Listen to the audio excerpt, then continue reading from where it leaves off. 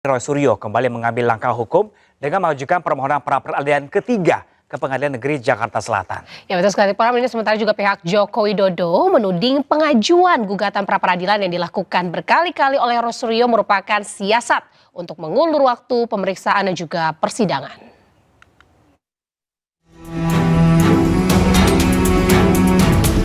Kasus hukum terkait tudingan ijazah palsu Presiden ke-7 RI Joko Widodo kembali memanas. Di tengah masih bergulirnya pra-peradilan kedua, pakar telematika Roy Suryo kembali mengambil langkah hukum dengan mengajukan permohonan pra-peradilan ketiga ke Pengadilan Negeri Jakarta Selatan. Berbeda dari dua permohonan sebelumnya, kali ini Roy mengajukan gugatan yang berfokus pada tuntutan ganti kerugian terhadap jajaran Polda Metro Jaya dan Kejaksaan Tinggi DKI Jakarta. Kuasa hukum Roy Suryo, Refli Harun pun meyakini hakim akan mengabulkan gugatan ini. Yang kami ajukan untuk yang ketiga ini bukan pasal 35 ya Undang-Undang ITE, tetapi permohonan ganti rugi. Jadi permohonan ganti rugi itu menyusul kemenangan kami di dalam pra-peradilan pertama. Karena pada pra-peradilan pertama sebenarnya ada permohonan rehabilitasi dan ganti rugi kan. Tapi ganti ruginya tidak dibunyikan, rehabilitasi dibunyikan. Tetapi hakim mengatakan itu harus permohonan terpisah. Karena permohonan terpisah ya kami ajukan lagi dan rasanya tidak ada halangan untuk dikabulkan, hanya mungkin dikabulkan berapa besarnya ganti rugi itu kan. Pihak Jokowi menilai pengajuan pra-peradilan yang dilakukan berulang kali oleh Roy Suryo hingga gugatan kedua dan ketiga tidak logis. Gugatan pra-peradilan ini dinilai sebagai taktik Roy untuk mengulur waktu ke persidangan dan menghambat proses hukum. Dengan pengajuan pra ketiga kan semakin terbukti dugaan kami bahwa ini untuk mengulur-ngulur perkara, yang berarti kok tidak confidence Bang Roy maju dalam persidangan dengan segala pembelaannya. Apalagi kalau tadi disampaikan argumen bahwa terdakwa belum menerima panggilan, sesuai ketentuan KUHP pada saat berkas dilimpahkan oleh jaksa ke pengadilan, tentunya terdakwa atau penasihat hukumnya sudah menerima tembusan salinan pengiriman berkas termasuk dakwaan, yang artinya secara yuridis sudah tahu adanya pelimpahan berkas ke pengadilan, karena itu ketentuan KUHP. Dengan pra-peradilan ketiga yang kini menuntut ganti kerugian, proses hukum terkait kasus dugaan ijazah palsu Joko Widodo kembali menjadi sorotan karena sejumlah gugatan diajukan Roy Suryo secara beruntun terhadap aparat penegak hukum yang menangani perkara tersebut. Dari Jakarta, Tim Liputan iNews melaporkan. Siapa nih? Ya, pemirsa, tidak seperti rekannya Don Rito setelah jadi tersangka dan diperiksa penyidik, ex-Jampitsus Febri Adriansyah masih berkeliaran. Ya, ahli hukum pidana desak penyidik segera menahan Febri karena potensi menghilangkan barang bukti.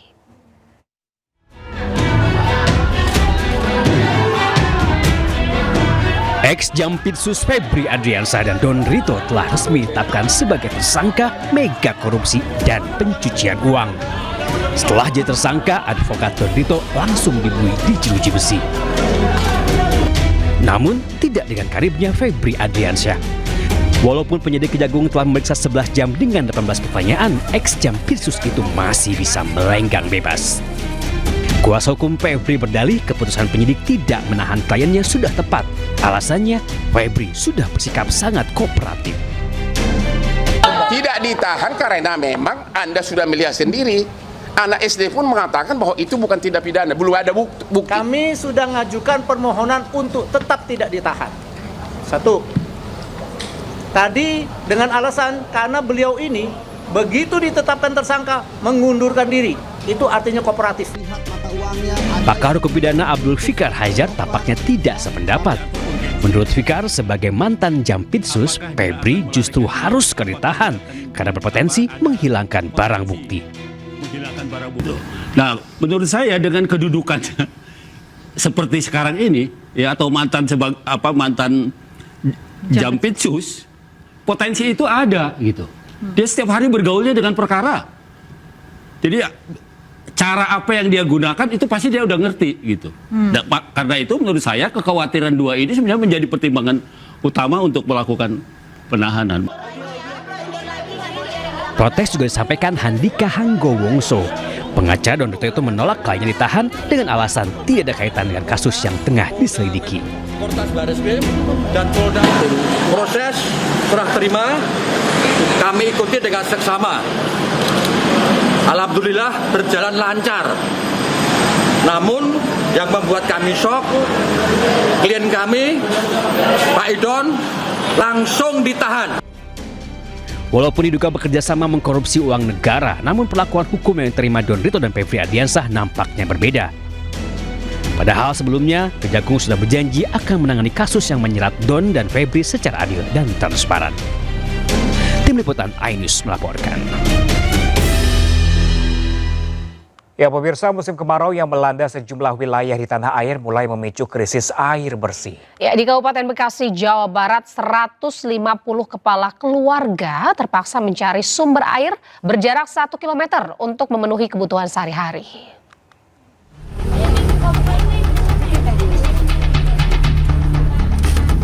150 kepala keluarga Desa Sukarsari, Kecamatan Serang Baru, Kabupaten Bekasi, Jawa Barat mulai terdampak kekeringan. Warga terpaksa harus membeli air bersih 1.000 liter air dengan harga Rp100.000 untuk kebutuhan sampai 3 hari. Warga menilai kemarau tahun ini lebih parah dibanding tahun sebelumnya. Sudah sekitar 1 bulan, warga mengambil air dari rumah kerabat yang berjarak 1 km karena sumurnya mengering. Ini tiap hari Ibu ngambilin air apa seperti apa sih Bu? Iya, tiap hari. Itu dari rumah jaraknya berapa meter biasanya ngangkutin? Berapa jauh? Kilo lah. Ini kekeringan ini gimana sih Bu? Susah air atau apa gimana? Kalau ya kering karena nggak ada hujan. Dari sumur? Dari sumur kering kalau nggak ada hujan. Jadi sehari-hari gimana nih Bu? Yang ngambil ke saudara. Ya kadang-kadang beli. Sehari? Sementara warga kampung Babakan Sari, Desa Sekarwangi, Cibadak, Kabupaten Sukabumi, karena kekeringan, warga terpaksa menggunakan air kubangan dari resapan air tanah yang ditampung bak penampungan. Dengan ember dan jerigen, warga bergantian mendapatkan air bersih untuk keperluan mandi hingga memasak. Meski debit airnya kecil, penampungan air ini merupakan satu-satunya sumber air yang bisa dimanfaatkan.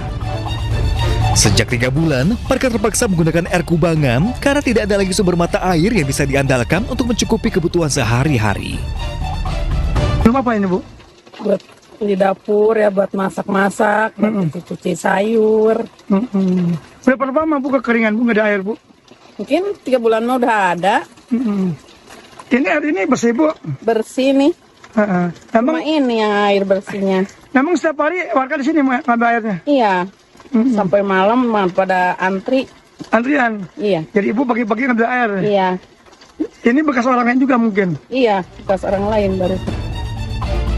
Selain berdampak pada warga, kekeringan juga berdampak pada lahan pertanian, meski ada petani yang tetap memaksa melanjutkan bercocok tanam. Warga berharap adanya bantuan serta langkah cepat dari pemerintah untuk mengatasi dampak kekeringan. Tim Liputan iNews melaporkan.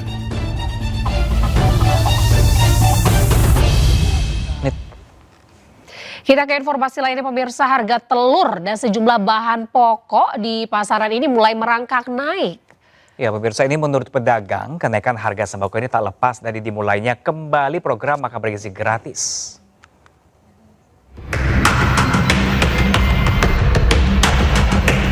Harga telur di Bandung, Jawa Barat terus naik dalam sepekan terakhir. Di Pasar Kosambi, harga telur kini menembus angka Rp27.000 per kilogram dari sebelumnya Rp23.000. Pedagang menyebut kenaikan harga di pasar seiring aktivitas sekolah yang kembali berjalan normal.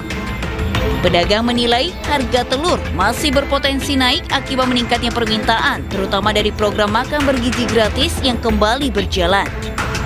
Sekarang itu ada kenaikan 27.000 per kilo. 27.000. Dari berapa itu, Kang? Dari awal, dari sebelum kenaikan mah 2 hari setelah masuk sekolah kan gitu. Apalagi kemarin kenaikan langsung tajam sekali sampai 2.000. Di Sibolga, Sumatera Utara, harga jual daging ayam dan telur di Pasar Impres Aik Habil juga mengalami kenaikan. Harga ayam potong kembali naik dari Rp25.000 menjadi Rp32.000 hingga Rp40.000 per kilogram. Sedangkan harga telur dari Rp20.000 naik menjadi Rp26.000. Harga daging ayam hari ini terus naik. Sekarang kami menjual sudah di kisaran 32.000 per kilo. Setelah masuk anak sekolah, setelah main MBG, inilah naik semua ayam, bahan-bahan pokok yang lain. Program MBG dinilai menjadi pemicu kenaikan sejumlah harga bahan pokok di pasaran, sehingga memulihkan omzet para pedagang. Dari Bandung, Jawa Barat dan Sibolga, Sumatera Utara, Tim Liputan iNews melaporkan. Pemirsa, hingga kini antre bahan bakar solar masih terjadi di sejumlah daerah. Ya, salah satunya pemirsa di Manado, Sulawesi Utara, pemilik kendaraan bahkan rela antri selama berjam-jam demi mendapatkan BBM.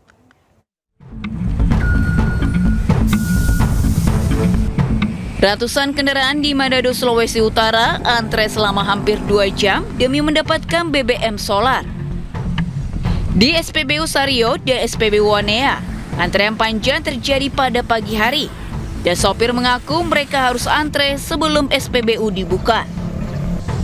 Antrean panjang BBM dikeluhkan sopir karena membuat mereka kehilangan penghasilan. Ya ada begini, setiap hari itu selalu antrian. Hampir semua SPBU Semua SPBU. Ini rugi nggak dengan kan sistem retasi? Ya, pasti rugi. Antrean demi mendapatkan bahan bakar minyak sebelumnya juga sempat terjadi di Mandailing, Natal, Sumatera Utara. Demi mendapatkan solar bersubsidi yang masih langka, ratusan kendaraan antre hingga lebih dari 3 km pada salah satu SPBU. Sebagian dari warga yang antre terdepan bahkan rela menginap di SPBU demi mendapatkan solar bersubsidi.